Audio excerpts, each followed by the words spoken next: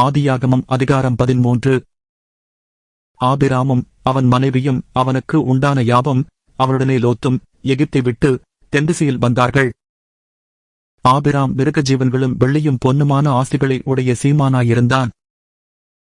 அவன் தன் பிரயாணங்களிலே தெற்கே இருந்து பெத்தேல் மட்டும், பெத்தேலுக்கும் ஆயிக்கும் நடுவாகத்தான் முன்பு கூடாரம் போட்டதும், தான் முதல் ஒரு பலிபீடத்தை உண்டாக்கினதுமான சில மட்டும் போனான்.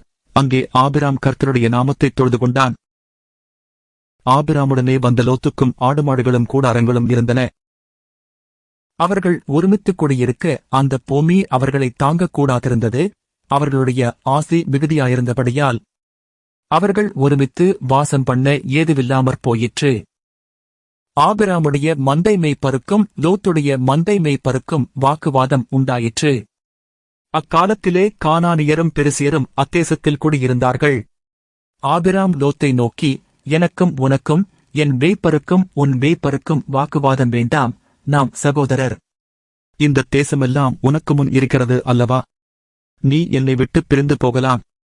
நீ இடதுபுறம் போனால் நான் வலதுபுறம் போகிறேன், நீ வலதுபுறம் போனால் நான் இடதுபுறம் போகிறேன் என்றான். அப்பொழுது லோத்து தன் கண்களை ஏறெடுத்து பார்த்து யோர்தான் நதிக்கு அருகான சமபூமி முழுவதும் நீர்வளம் பொருந்தினதாயிருக்க கண்டான்.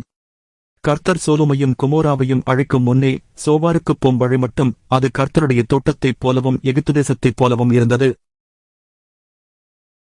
அப்பொழுது லோத்து யோர்தானுக்கு அருகான சமபூமி முழுவதையும் தெரிந்து கொண்டு கிழக்கே பிரயாணப்பட்டு போனான்.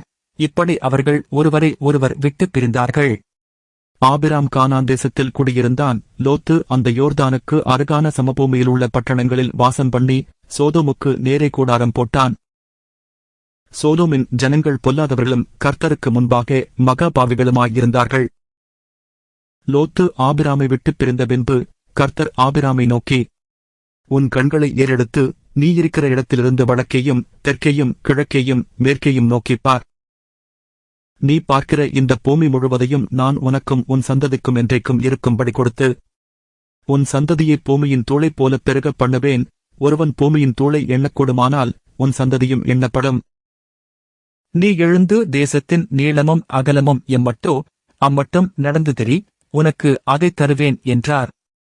அப்பொழுது ஆபிராம் கூடாரத்தை பெயர்த்துக் கொண்டு போய் எபிரோனிலிருக்கும் மம்ரேயின் சமபூமியில் சேர்ந்து குடியிருந்து அங்கே கர்த்தருக்கு ஒரு பலிபீடத்தைக் கட்டினான்.